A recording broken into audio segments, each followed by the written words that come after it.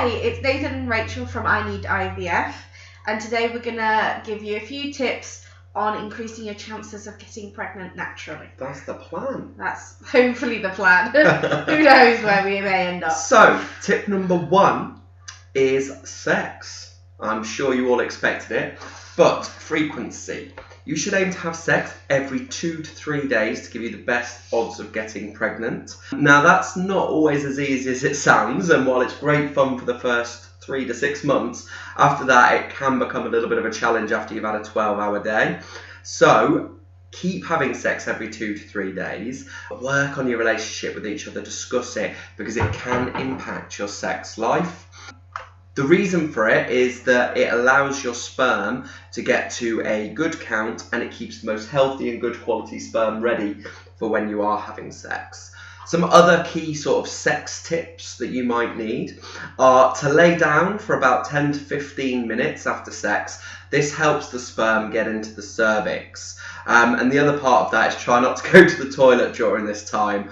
I know that is not always easy, is it? No. The final thing is there's no evidence that putting your legs in the air helps. Positions also don't have an impact. However, some women who have certain cervical placements, certain sexual positions may help you. There are also a lot of information about female orgasm, especially regarding the up-suck theory. However, there is actually very little research supporting or disproving these. However, obviously, if you're having sex, you may as well enjoy it. Why not? And then finally, lubricants. Many of these have chemicals that can impact sperm quality.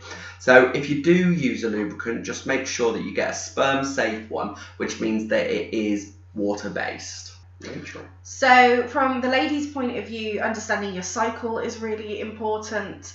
As Nathan has said, having sex every 2 to 3 days throughout the entire of your cycle obviously guarantees, hopefully, that you maximise the chances of sperm hitting the egg. But some ladies have irregular cycles or don't have the traditional 28-day exciting cycle that every healthcare professional seems to think we should have. So getting an understanding of your cycle can really help, especially if you are in a position where having sex every 2 to 3 days can be difficult for work reasons or travelling or any of those things. You know, you can't always go visit your in-laws and start having sex on every piece of their furniture. So, well, you could. It might be a bit awkward. So there's loads of different ways that you can track your cycle. Just a general period tracker for ladies who are more regular can give you a decentish idea. Although even within a nice normal 28-day cycle, there can be variations. I think one a lot of ladies do try is basal body temperature. This involves having a basal body temperature thermometer and taking your temperature as soon as you wake up in the morning, before you move, get out of bed, do anything, and then tracking that. And what you would then notice as you chart it is that you would get an increase or a rise in basal body temperature after you've ovulated, and a rise of 2 to 3 consecutive days. And then maintaining that rise shows that you're in what we call the luteal phase, which is the period after ovulation. And then as you get closer to the end of your cycle, you'll notice a dip in temperature if you're not pregnant. If you are pregnant, actually that temperature rise will sustain. So there's doing that. A lot of ladies do this in conjunction with cervical mucus checking. So lovely topic, but essentially your cervical mucus will change throughout your cycle. You may start your cycle feeling quite dry down below, and then as you get closer to your kind of fertile period, you might start to notice feeling a bit wetter down there, mucus that might be kind of very clear, thin, elasticated, almost what we describe as egg white. But you can learn a lot more about all these methods online, and I will do a little article on them for you at some point. A lot of ladies will use ovulation predictor kits as well, which measures your luteal hormone. So that essentially rises as you're coming up to ovulation, and it'll give you kind of, when you get a positive test, then you're likely to ovulate in the next 12 to 36 hours. So that can give you good ideas on timings. There is core body temperature as well. This usually requires specialists a core body temperature monitor. There is at least one on the market that I know of, which is an internal vaginal monitor, and this can be a bit more helpful for ladies who maybe have like PCOS, or also ladies who have an irregular kind of wake-sleep pattern. So those of you who may already have children and you're up in the night constantly with feeds and nappy changes and screaming 2-year-olds, etc. Or for people like me, this is what I used because I worked shift patterns and I didn't wake up at the same time every day.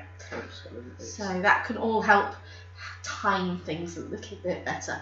So you're most fertile in the 48 hours before and 48 hours after you ovulate.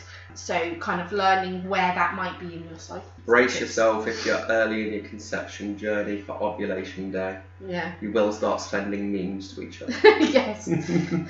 So you've got me for the next one, which is lifestyle tips. Always the fun one that no one wants to hear about. I'm going to link 2 articles in the description below. One of them is by Davis and Norman, which was done in 2007, and the other one was Lan et al., which was done in 2017.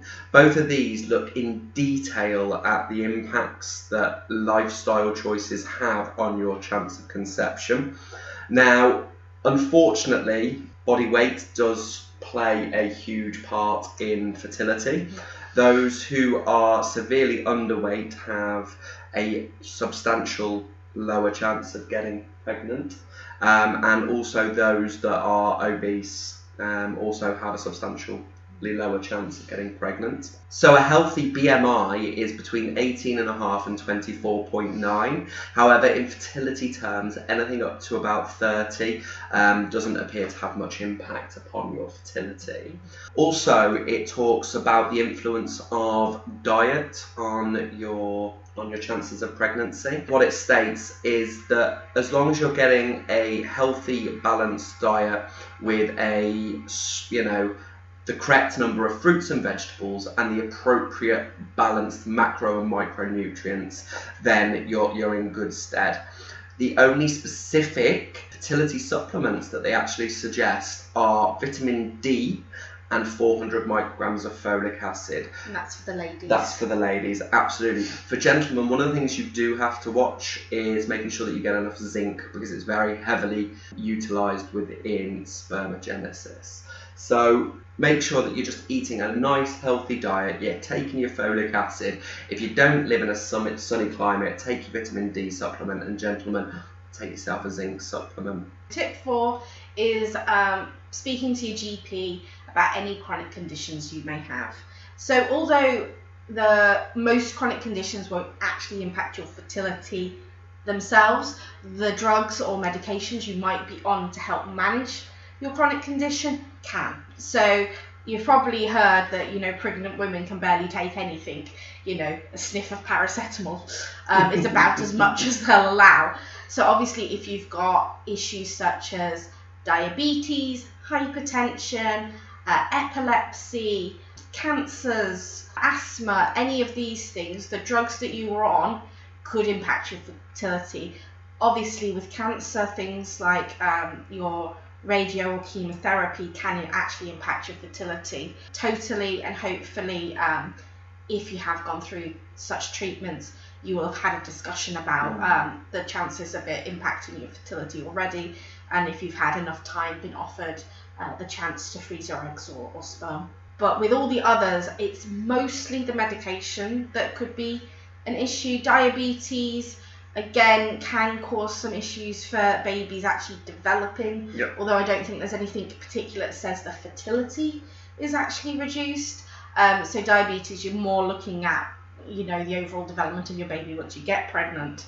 But things like hypertension, certain hypertensive medications are not great for your fertility and for baby. So it might just be that you and your GP need to kind of assess what you're on and either look at whether you can reduce doses, change to something different.